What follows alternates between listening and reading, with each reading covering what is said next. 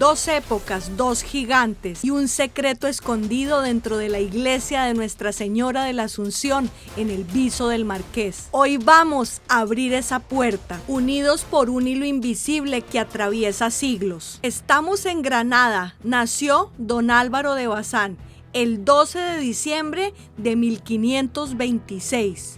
Apenas 34 años después de que Isabel I de Castilla conquistara Granada. Su madre, Ana de Guzmán, perteneciente a una familia noble emparentada con los condes de Teba. Su familia pertenecía a un linaje militar muy poderoso. Su padre, Álvaro de Bazán y Quiñones, conocido como Álvaro el Viejo, un prestigioso capitán al servicio del emperador Carlos I de España. Así que gobernaba ya el nieto de la reina Isabel la Católica, como fue su deseo. Con menos de 3 años, su padre pidió al rey que le concediera el hábito de la Orden de Santiago y el emperador lo autorizó en 1529. Su padre lo hacía participar en todo, maestro y aprendiz, padre e hijo. Hoy estoy en el Viso del Marqués, en Ciudad Real, frente al impresionante Palacio de los Marqueses de Santa Cruz.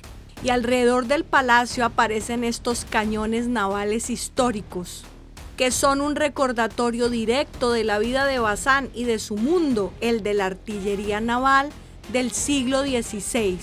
En esta época un cañón era una pieza de altísimo valor tecnológico.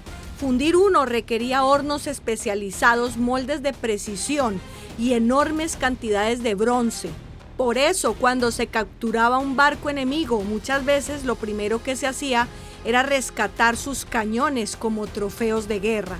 Así que estos cañones aquí frente al palacio funcionan casi como guardianes silenciosos de su historia. Todo aquí está rodeado de símbolos del mar, como si las batallas navales del mar hubieran dejado su eco aquí, en mitad de la Mancha, donde todavía el hierro de los cañones parece apuntar hacia un horizonte que ya no tiene olas, pero sí memoria. El mar llevó a España hacia nuevos continentes, trajo riquezas, conocimientos y también desafíos colosales. Y hemos llegado al escenario principal de este vídeo, la iglesia de Nuestra Señora de la Asunción, que tiene su origen, se remonta al siglo XV.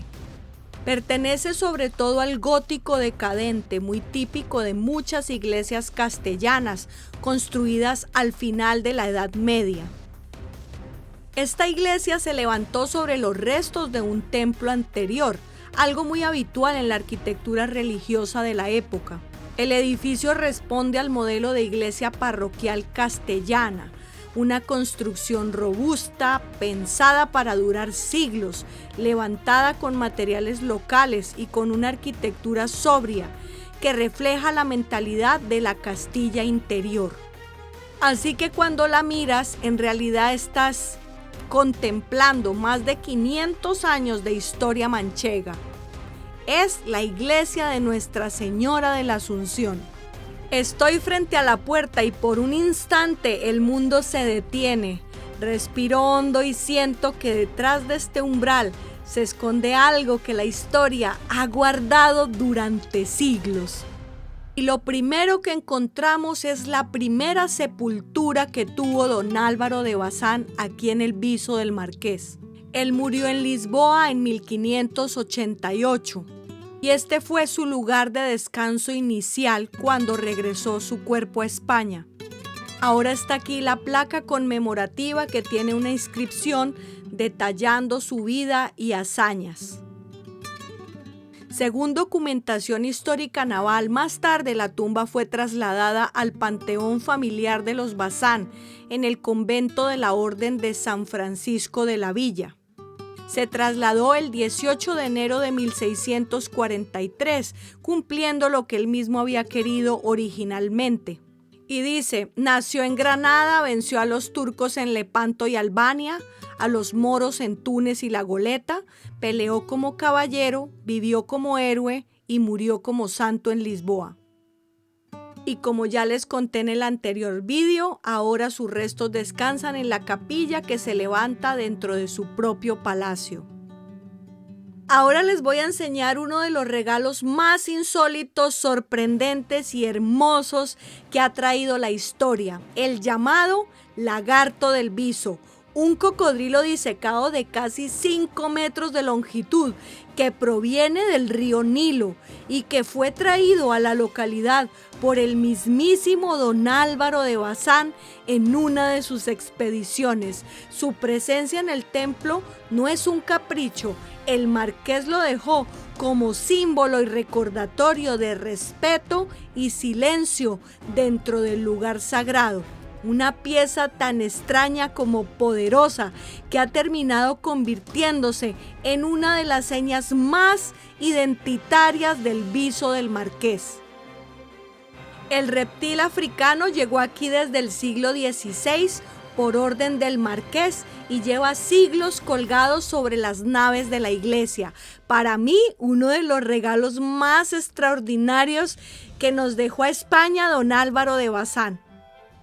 Otros elementos bonitos que hay dentro de la iglesia, pues aquí está el escudo ajedrezado, que sabemos que identificaba a las naves que comandaba don Álvaro Bazán. Es el escudo de armas de su familia desde la época medieval y también se encuentra aquí.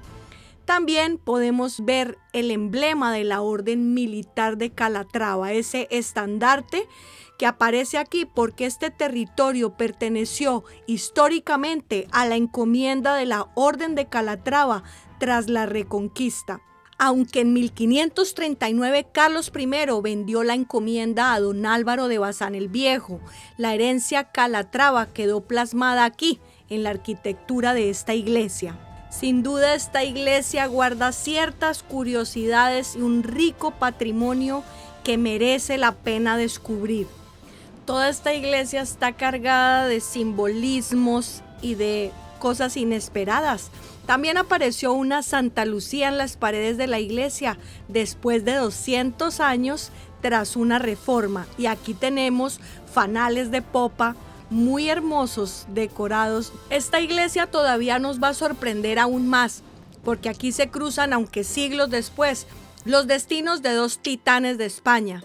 Don Álvaro de Bazán nació en Granada.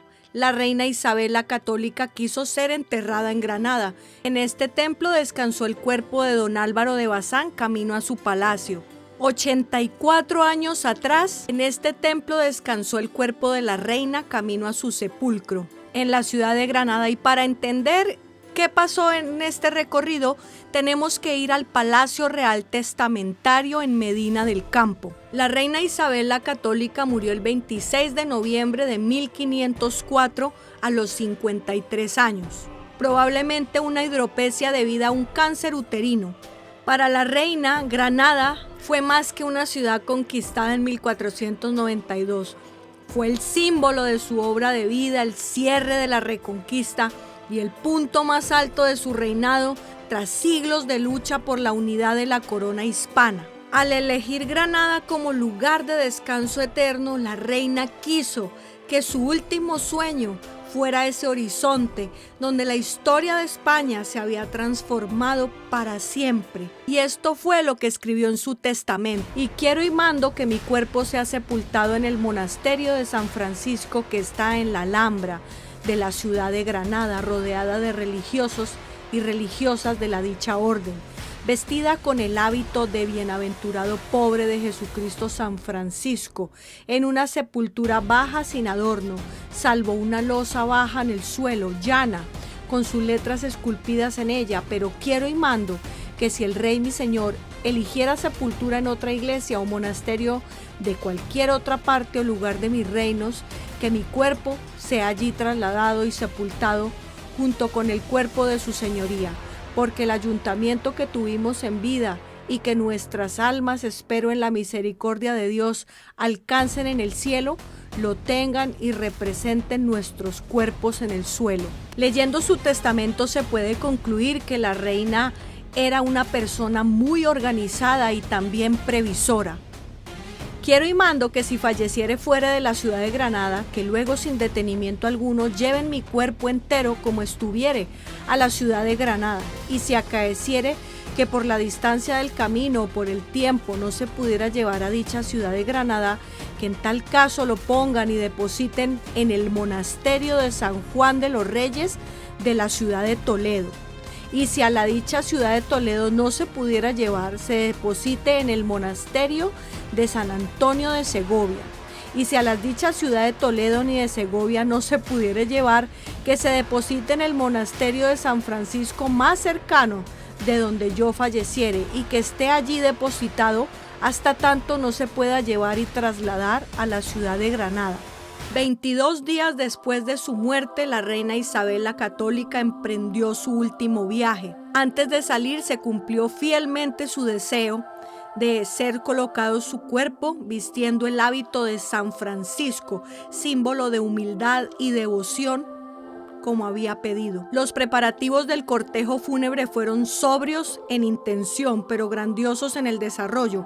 Una comitiva de casi 200 acompañantes, clérigos, músicos, nobles y servidores reales se organizó con rapidez para trasladar el cajón mortuorio por más de 600 kilómetros de caminos en pleno invierno entre tormentas, lluvias torrenciales y terreno difícil. Vamos a ver una recreación del cortejo fúnebre de Isabel la Católica que se hace en Mengíbar, en Jaén, todos los años en noviembre.